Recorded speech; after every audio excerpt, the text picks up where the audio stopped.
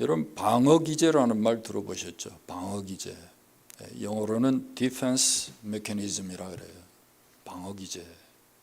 이게 사전적인 정의를 보니까 이렇게 정의가 돼 있어요.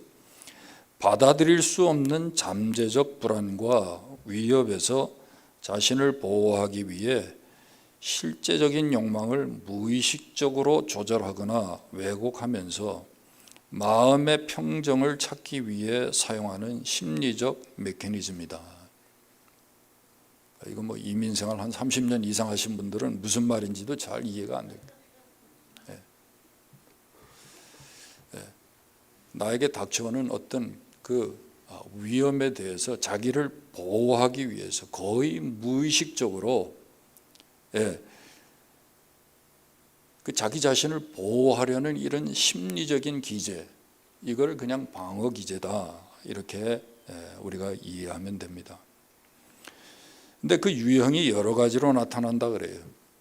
현실을 부정하거나 억누르거나 투사를 한다거나 전이하거나 뭐 남 탓하고 하는 거 있죠. 그 다음에 자기 합리화. 이게 다 방어 기제의 모습들이에요. 근데 이 방어 기제는 참 긍정적인 이런 의미가 있고 우리에게 필요한 부분들이 있습니다. 그럼에도 불구하고 이 방어 기제는요, 우리의 믿음의 성장과 성숙을 방해하는 가장 큰 걸림돌 중에 하나예요. 그리고 우리가 마음으로 죄를 짓는다 할 때 뭐 상상을 한다거나 뭐 이런 마음의 죄가 있겠지만, 여러분 우리가 마음과 생각으로 하나님 앞에서 자기를 합리화하는 죄를 가장 많이 짓는다는 거예요. 이 방어 기제 중에 그래서 가장 심각하고 일반적인 방어 기제가 다른 게 아니라 자기 합리화예요. 영어로는 self-justification이라 그래요. 정확한 표현은 아니지만 누구는 rationalization이다, 뭐 그런 표현도 합니다. 근데 꼭 맞는 건 아니에요. 오히려 self-justification, 그게 맞는 말이에요. 왜냐하면 많은 경우 자기 합리화의 심리는 죄를 정당화하거나 죄의식을 없애는 도구로 사용되고, 심지어는요, 죄라는 것을 알고도 죄를 짓고요, 또 죄를 짓고 죄를 회개하지 않기 때문에 이 자기 합리화의 이 방어 기제, 부정적인 의미에서의 자기 합리화, 이건 죄라는 거예요.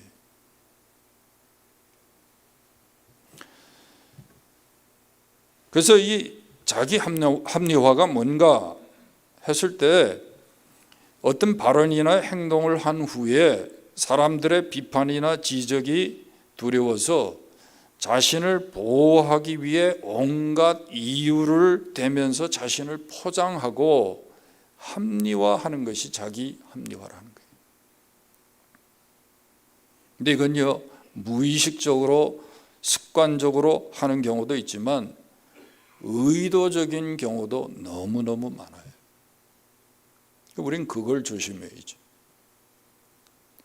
특별히 여러분 구약성경 사무엘상 15장에 보세요.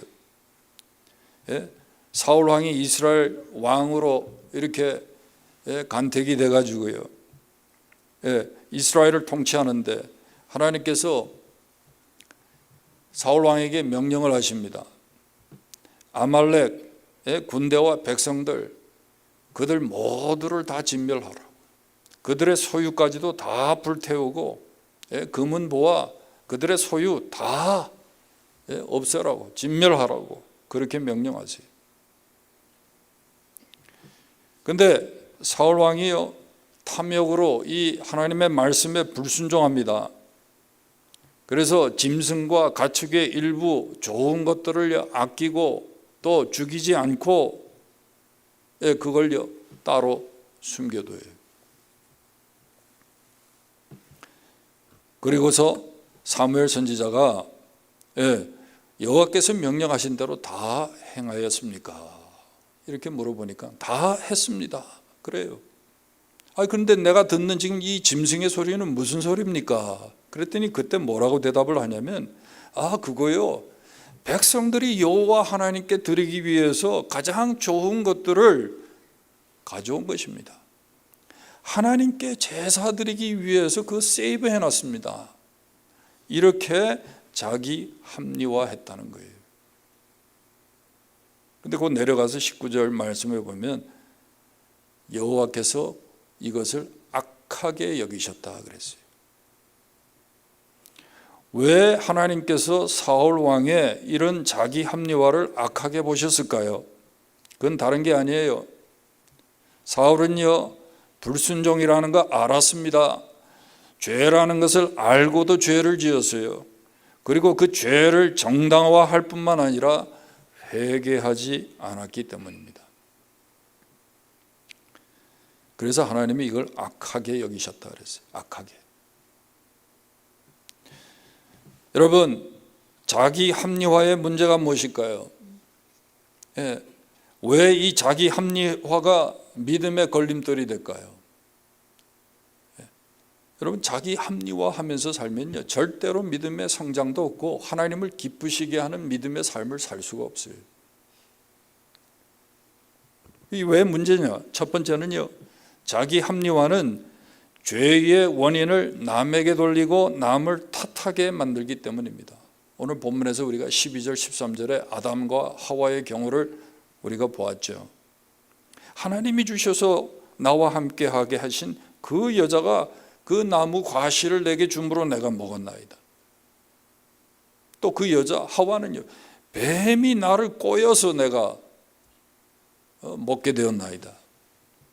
이러고 변명을 해요. 사울의 경우도 마찬가지잖아요. 사무엘상 15장에 보세요. 나는 말씀대로 하나님이 명령하신 대로 그렇게 순종하려고 했는데 그들이 여호와께 제사하려고 이 짐승들을 취하였나이다. 남 탓하는 거예요. 원인을 남에게 돌리고 있어요. 자신의 죄에 대해서, 잘못에 대해서 책임을 회피하고요, 자신의 죄를 인정하지 않고 회개하지 않으려는 심리가 바로 이 자기 합리화 속에 숨어 있다는 거예요. 그렇기 때문에 여러분, 자기 합리화라는 것은요, 여러분, 그 무엇보다도 우리의 믿음의 성장과 성숙에 큰 장애물이 될 수밖에 없어요. 그리고요, 자기 합리화를 하면서 살면, 신앙생활을 그렇게 하면 늘 마음속에 꺼림이 있어서 하나님 앞에 담대히 나갈 수가 없어요. 하나님의 긍휼하심을 바라고 은혜를 바라고 우리가 하나님 앞에 나갈 때 담대함이 있어야 되는데 담대함이 없는 거예요.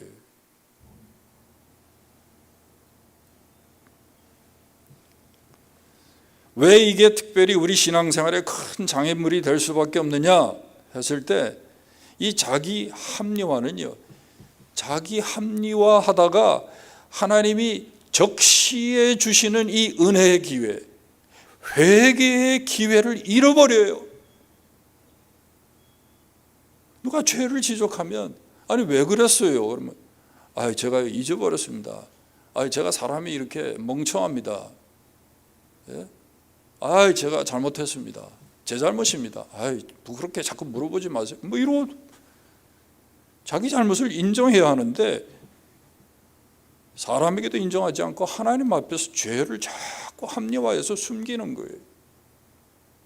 하나님은요, 적시에 하나님의 사람들을 보내서, 아니면 당신이 우리의 신앙 양심에 물으셔요. 네가 어디에 있느냐? 네가 한 일이 그게 옳은 일이냐? 물으시면서 우리에게 은혜의 기회를 주세요. 그런데 자기 합리화하다가 그 은혜의 기회를 우리가 상실하는 거예요. 그러니 어떻게 여러분 우리가 믿음의 성장이 있고 믿음의 성숙이 있습니까? 어떻게 우리가 신자답게 살 수가 있습니까? 없어요.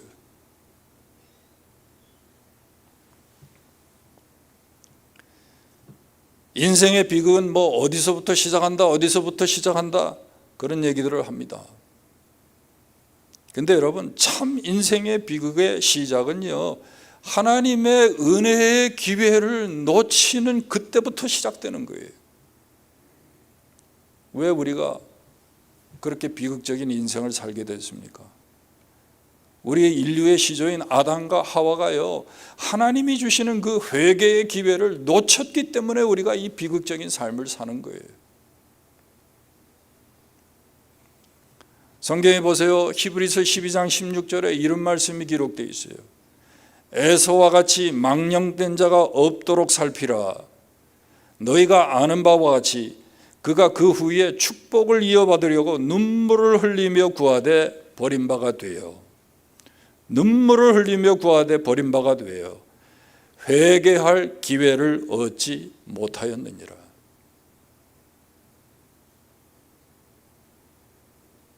여러분, 하나님이 은혜의 기회를 주실 때, 죄를 깨닫게 하실 때 즉시 죄를 인정하고 회개해야 하는데, 그러지 못하고 자기 합리화하다가 결국은 회개의 기회를 잃어버리는 거예요. 여러분, 왜 에서가 불행한 삶을 살게 됩니까? 왜 그의 결국은 비극입니까?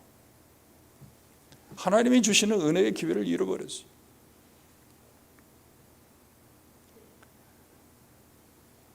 오늘 저희가 하나님 앞에 이렇게 나올 수 있는 거, 여러분, 여러분 우리가 귀히 여겨야 돼요. 이게 은혜의 기회예요. 하나님이 그때 필요한 은혜의 기회를 주시는데 이거 놓쳐버리면 후회하는 거예요. 비극이 거기서부터 시작되는 거예요. 두 번째, 자기 합리화가 왜 문제입니까? 왜 신앙의 걸림돌이 됩니까? 자기 합리화는요, 자기 자신을 기만하게 만들어요. 자기 합리화하다가 무엇이 잘못인지 깨닫지도 못하고 결국은요, 자기 스스로까지 속여요. 누가 보아도 분명히 잘못된 것입니다. 정말 해서는 안 되는 나쁜 짓임에도 불구하고 자기 합리화를 하면서 나도 알지만 나도 피해자요. 그건 불가피한 일이었어. 어쩔 수 없는 일이었단 말이에요. 이루고 변명하고 죄를 정당화하지만 사실 그것은 자기를 기만하는 거예요. 우리는 우리 주변에서 너무나 이런 것들을 자주 우리가 목격하게 됩니다. 예를 들어서 아동 성범죄자 또는 이 아동 학대범의 경우는요, 99%가 물론 변호사를 다 이분들이 사가지고 변호사의 입을 통해서 그러겠지만은 다 뭐라고 자기 합리화를 하냐면, 내가 성장 과정에 부모로부터 이런 학대를 받아가지고 내 주위에 알만한 사람들에게 내가 성적 학대를 받아가지고 그래서 결과적으로 나도 이렇게 아동 학대 범죄를 저지르게 됐다고. 이래가지고 괜히 뭐 배심원이나 판사들의 어떤 동정심을 끌어내려고 말이죠. 그거 죄라는 건 모르고 그렇게 변명합니까? 그 사람들이? 죄라는 거 다 알아요. 근데 자기 합리화하는 사람은요, 죄를 인정하지도 않을 뿐더러 죄의 결과에 대해서 책임도 지려고 하질 않아요.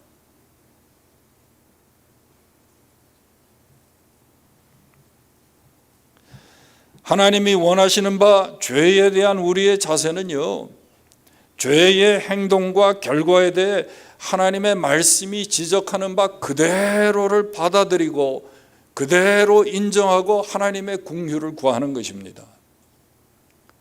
하나님 어쩌면 좋아요. 내가 또 실수했습니다. 내가 또 죄를 지었습니다.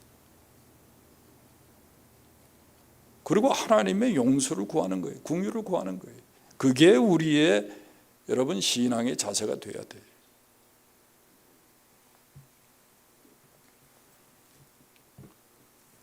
오늘날 여러분 신자들은요, 뭐 축복합니다, 복 받으세요 이런 얘기는 잘합니다. 근데 죽어도 안 하는 말이 있어요. 내가 죄인입니다.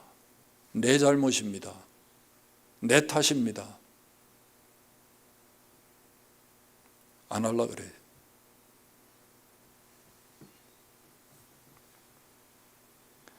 죄인이라는 얘기를 하면요, 다 듣기 싫어요.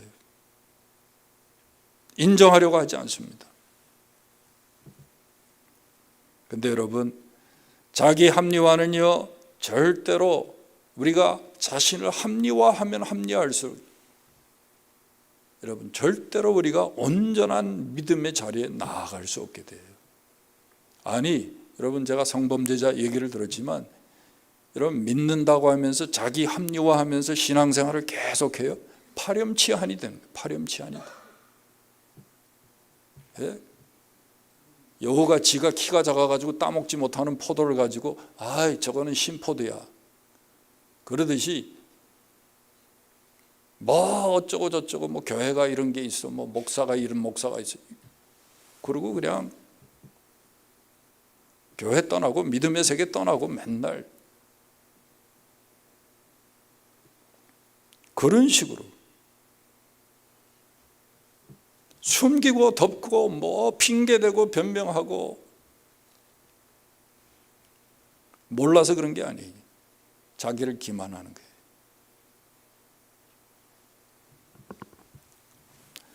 세 번째, 자기 합리화는요, 죄가 지적당할 때 회개하지 않고 분노합니다. 특별히 정치가나 사회 지도자, 어떤 분야의 권위자, 뭐 존경받는 성직자, 여기서 뺄 수 없죠. 그럴수록 자기 합리화하는 성향이 커요. 왜냐하면 이미 자신이 쌓고 누리고 있는 그 지위나 권력이나 명성 이런 것 때문에 그것들을 잃는 것이 두려워서 자신의 실수나 잘못이 지적당할 때 좀처럼 자신의 실수나 죄를 인정하지 않습니다. 그러면 좋은데, 그걸로 끝나면 좋은데, 이런 분들은요, 자기가 힘 있잖아요, 지위 있잖아요. 그러니까요, 오히려 태도를 딱 바꿔가지고 비판적으로 나옵니다. 공격적으로 나옵니다. 이게 문제예요.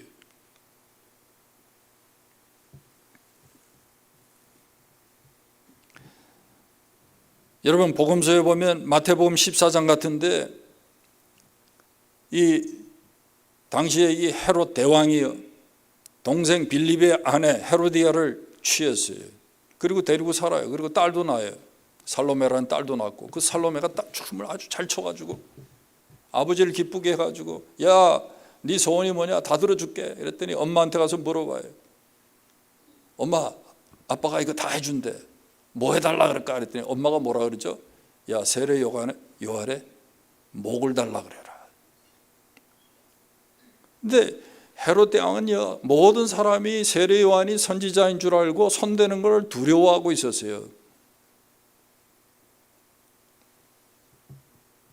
물론 세례 요한을 잡아오게 된 동기는 다른 게 아니죠. 자기가 그 동생의 아내를 빼앗아 가지고 데리고 사는 것이 그거 잘못됐다고, 그거 옳지 않다고 얘기하니까 잡아다가 가둔 거예요. 근데 가두기만 하고 더 이상 손은 못 대고 있었는데, 이 헤로디아라는 이 여자가 마태복음 6장 19절에 보니까 세례 요한을 원수로 여기고 죽이고자 하였다, 그렇게 기록하고 있어요. 이 헤롯 대왕보다 이 헤로디아가 더 못된 여자예요. 죄를 지적하니까 헤롯은 두려워하고 그래도 눈치를 보는데, 이 예편 내는 말이죠. 저거 죽여버려요.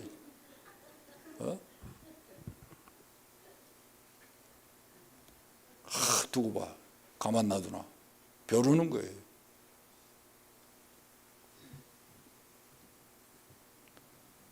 헤로디아가요, 죄를 지적당하니까 오히려 세례 요한을 증오하고 분노합니다. 결국은 죽이잖아요. 아마 속으로 그랬을 거예요. 지가 뭔데? 이제 나도 말이야 딸도 낳고 행복하게 잘 살고 있는데 왜 지가 남의 부부 문제까지 끼어들어?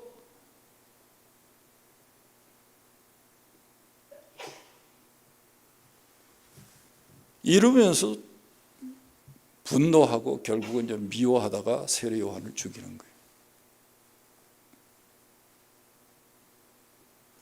여러분, 대부분의 정치가들이 그러지 않습니까? 뭐 부정을 저지르거나 정책에 실패하면 국민들 앞에서 정책이 실패했다고, 죄송하다고, 다시 잘해보겠다고. 예?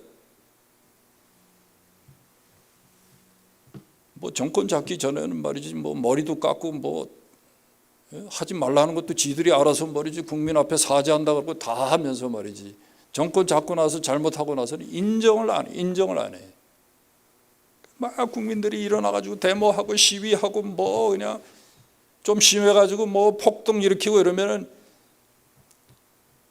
사회적 질서를 바로잡기 위해서 법이 허락하는 한 최대한의 뭐를 공권력을 동원해가지고 법으로 다스리겠다고 다 잡아가잖아요.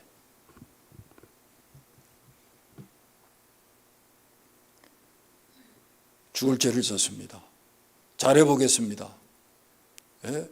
국민의 여망에 부합한 그런 정치인들이 되게 이루고 나와야 되는데 말이야. 다 잡아가고 그냥 경찰력 동원해가지고 두드러 패고. 왜 그래요? 자기 합리화의 자기 합리화는 죄를 지적당할 때 그걸 못 참는 거예요. 왜? 자기 약점을 건드리니까. 분노합니다.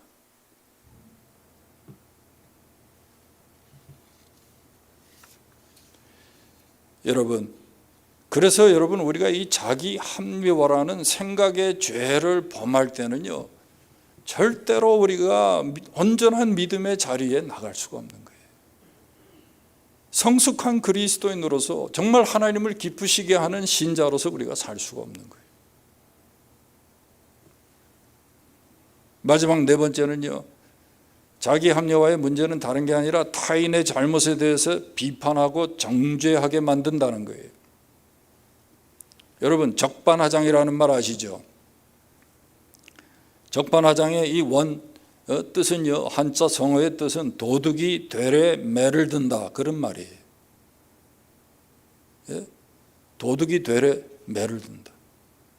도둑이 들어 도둑을 잡았는데, 야, 왜 이게 남의 집에 들어와서 도둑질이냐? 그랬더니 이 도둑이 오히려 매를 들고 말이죠, 주인을 말이죠, 팰라 그러는 거예요.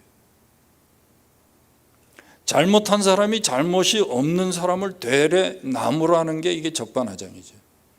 근데 이게 자기 합리화에 익숙한 사람, 습관적으로 자기 합리화로 자기를 늘 보호하려는, 자신의 죄를 숨기려는 이런 사람은요, 적반하장한다는 거예요. 오히려 남을 더 비판해. 왜? 그래야 자기의 숨은 죄가 가리워지는 줄 알아요. 바리새인들이 그랬어요. 예수님의 제자들과 예수님이 말이죠, 음식 잡수실 때 손을 씻지 않고 음식을 드시니까 저것들은 장로의 유전도 지키지 않고 뭐 율법에 이런 예법도 모르고 뭐 이러면서 말이지 욕을 합니다. 근데 예수님이 뭐라 그래요? 너희는 잔과 대접의 겉은 깨끗이 하지만 속에는 온갖 탐욕과 악독이 가득하다 그랬어요.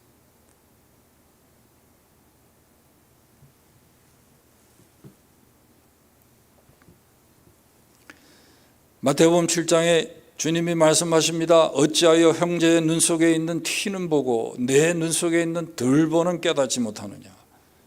보라, 내 눈 속에 들보가 있는데 어찌하여 형제에게 말하기를 나로 내 눈 속에 있는 티를 빼라 하겠느냐. 외식하는 자여, 먼저 내 눈 속에서 들보를 빼어라. 그 후에야 밝히 보고 형제의 눈 속에서 티를 빼리라. 여러분, 대부분의 사람들이 어떨까요? 자신의 죄에 대해서는요 너무나 너그러워요. 그런데 남의 실수나 잘못에 대해서는 그렇지 못해요. 다시 말하면요, 자기의 잘못과 실수에 대해서는 남들도 보면 다 아는 문제를 가지고 자기 합리화에 익숙해서 스스로 기만을 합니다. 남들이 다 알아요, 그 잘못인지. 그런데 자기는 합리화하고 스스로 나는 괜찮아, 나는 잘하고 있단 말이야, 예? 누가 나만큼만 해봐, 이런 식이라는 거예요. 그러면서 남의 잘못과 실수에 대해서는 비판하고 정죄하는 거예요. 이게 외식이라는 거죠. 여러분, 저를 비롯해서 우리 모두가 너무나 쉽게 지을 수 있는 죄예요. 손으로 발로 입으로 짓지 않아도요, 여러분, 우리가 이 죄를 얼마나 많이 짓고 사는지 몰라요. 예? 주님은 누가 외식에 죄를 짓게 된다고 말씀하십니까? 이 바리새인 같은 사람들이 짓는다는 거예요. 자기 합리화하면서 남을 비판하고 정죄하는 사람이 바로 이 외식의 죄를 짓는다는 거예요. 여러분, 저와 여러분의 삶 속에 이런 자기 합리화의 습관이, 예? 아주 그냥 습관처럼 자리 잡아가지고 여러분, 우리가 혹시 외식하는 삶을 살고 있지는 않습니까? 얼마든지 그럴 수 있죠. 예? 스스로 자기를 기만하는 거 자꾸. 아이, 나는 뭐 모태신앙에서 지금까지 보수교회에서 신앙생활하고 매일같이 기도하고 성경 보고 경건생활하고 뭐 교회에서 하라는 거는 다 열심히 하고 뭐 직분도 받고 이것도 하고 저것도 하고, 그러면서 스스로 나는 문제가 없어, 나는 문제가 없어, 이만큼만 해보라 그래. 그러면서 남의 잘못에 대해서는 우리가 비판한다는 거예요.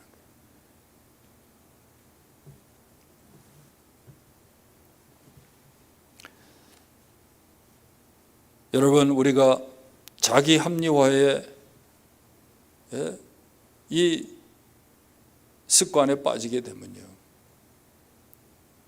그래서 정말 죄를 늘 정당화하고 죄의 의식조차 없애기 위해서 늘 우리가 이 자기 합리화를 한다면, 그게 죄라는 것도 깨닫지 못하고 우리가 그렇게 한다면 여러분, 결국은 어떻게 돼요? 에서처럼 되는 거예요. 망령된 자가 되는 거예요. 다시는 회개할 기회를 얻지 못하게 되는 거예요. 우리가 다른 걸 두려워할 게 아니에요. 예? 여러분, 예수 잘 믿고 뭐 이렇게 늘 교회 나와서 예배드리고 하는 사람이 손으로 발로 뭐 도둑질을 하고 살인을 하고 간음을 하고 이런 죄 짓는 사람은 별로 없습니다. 예? 어떤 목사가 여러분 그런 죄를 지어요? 그런 죄를 좀처럼 짓지 않으니까 어떤 목사가 그런 죄를 졌다 그러면 온 미국 땅에 다 소문이 나는 거 아닙니까? 좀처럼 그런 죄 안 짓습니다. 근데 경건생활 잘한다 그러고 뭐 잘 믿는다 그러고 뭘 좀 한다 그러면 누구보다도 더 많이 짓는 죄가 바로 자기 합리화예요. 생각해 보세요. 내가 신앙생활 한 40년, 50년 평생을 했는데 왜 내 믿음의 성장이 없고 성숙이 없는가? 왜 남들이 봐도 정말 그리스도인답지 않은가? 어디서 브레이크가 걸린 건가? 걸림돌이 뭔가? 여러분, 자기 합리화.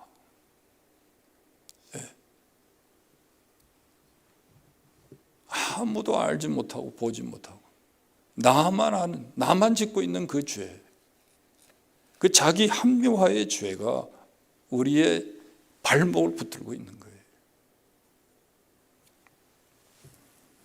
말씀을 맺습니다. 심리학자들은요, 이 부정적이고 병리적인 방어 기제도 있지만 긍정적인 의미에서 자기 보호를 위해서 방어 기제라는 게 필요하다는 거예요. 예. 이거 안 하고 그냥 뭐 상처 그냥 받고, 예? 그러면요 결국은 극단적인 선택을 할 수밖에 없다는 거예요. 자기 방어 기제가 필요하다는 거예요.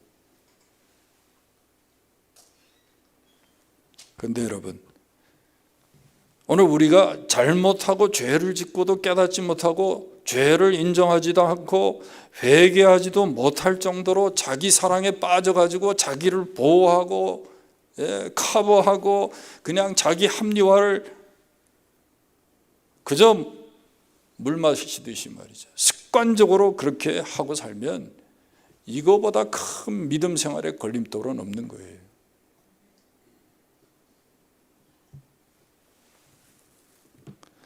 사단이 얼마나 여러분, 예?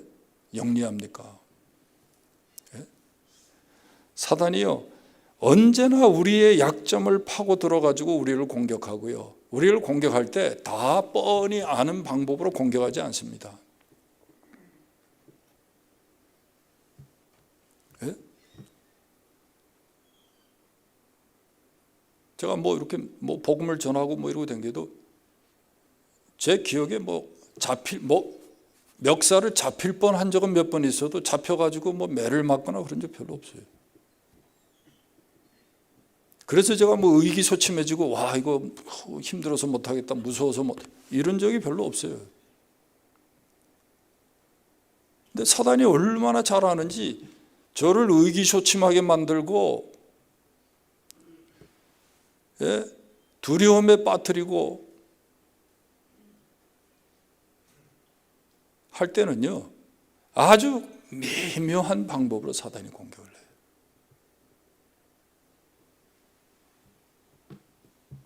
뭐 예를 들면 이 사역자들에게는요 제일 조심해야 될 게 번아웃하고 낙심이에요. 낙심.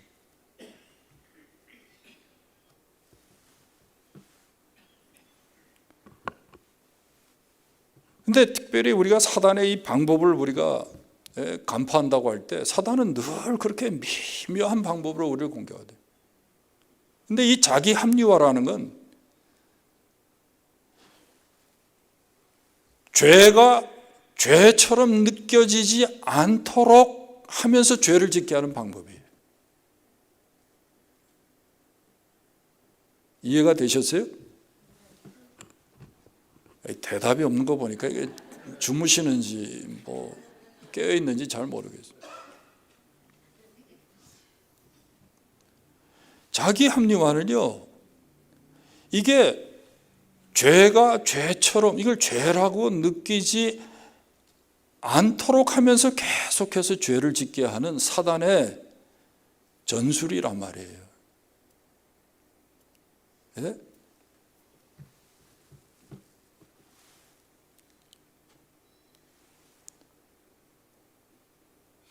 이런 죄는요 교회 안에서도 지을 수 있고 심지어 이 강단 위에서도 지을 수가 있어요. 이게 얼마나 무섭습니까? 예?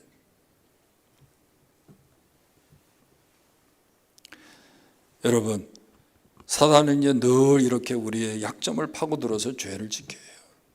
예? 이게 죄인 줄 모르고 죄를 지어요. 그리고 아예 그냥 회개할 기회를 주질 않는 거예요. 그래서 죄인 줄 모르고 지니까 회개하겠습니까? 또 열심히 자기 합리화하는데 죄를 인정하고 회개하겠습니까? 이게 얼마나 여러분 엄청난 사단의 공격 무기입니까? 근데 여기에 우리가 놀아나고 있어요. 늘 놀아나고 있어요. 회개도요 즉시 해야 되는데 하나님이 주시는 그 적시가 있거든요. 타이밍이. 하나님의 사람들을 보내서, 하나님 뭐 선지자를 보내기도 다 하시잖아요. 다윗의 경우도 그러고 사울 왕도 그랬고, 창세기에 보면 이 하나님께서 이 아담과 하와를 직접 찾아가시잖아요. 그 기회를 놓치. 사단은요, 늘 이렇게 우리에게 은혜의 기회를 놓치도록 만들어요. 이걸 잊어버리면 안 되는 거예요. 이런 의미에서 저나 여러분이나 우리가 늘 이런 사단의 전술에 놀아나지 않도록 여러분 늘 깨어 기도할 수 있기를 바랍니다. 예, 하나님 앞에 겸손해야 돼요. 나도 그럴 수 있다. 예. 이게 죄가 지적당하면 사람들이 얼마나 못 견뎌하는지 몰라요. 막 분노하고 난리가 나요. 예? 하여간 교회를 뒤집어 엎어. 여러분, 자기 합리화의제는요, 그냥 죄를 덮는 것으로 끝나지 않아요. 자기를 보호하기 위해서 죄를 덮고 그걸로 끝나지 않고 항상 더 큰 죄를 짓게 만든다는 게 문제예요.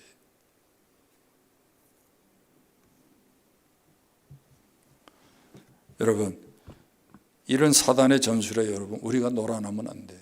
속으면 안 돼요. 예. 적을 우리가 잘 알아야죠.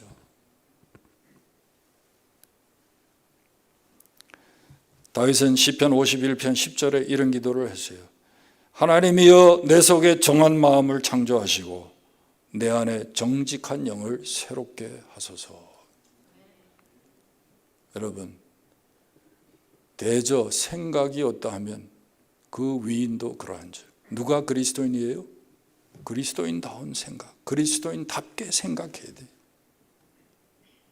맨날 경건을 핑계대고 예배를 핑계대고 무슨 봉사를 핑계대고 지 할 짓은 다 해. 속에는 온갖 음란과 방탕과 악한 것들로 가득 차 있으면서 그런 것들을 하고 있으면 자기 합리화를 하기가 너무 좋아요. 모든 필요 충분 조건이 다 있어. 변명하고 핑계대고 숨기고 거짓말하고. 조심해야 돼. 아담과 하와가요, 무슨 죄의 유혹이 늘 주위에 널려 있고 말이죠. 환경이 악해가지고 죄를 지었습니까? 가장 완벽한 환경과 조건 속에서 이 사단의 전술에 넘어가서 그들이 죄를 짓고 비극적인 인생을 사는 거예요. 여러분, 사단에 놀아나면 안 돼요. 정신 똑바로 차리고 깨어 기도해야 합니다. 내 힘으로 안 돼요. 수도 없는 생각, 40만 가지 생각이 지나간다는데 하루 동안에도. 기도하세요. 순간순간. 하나님 내 속에 정한 마음을 창조해 주세요. 기도할 수 있기 바랍니다. 기도하겠습니다. 하나님 아버지, 저희들의 연약함을 또 고백하고 저희들의 어리석음을 고백합니다.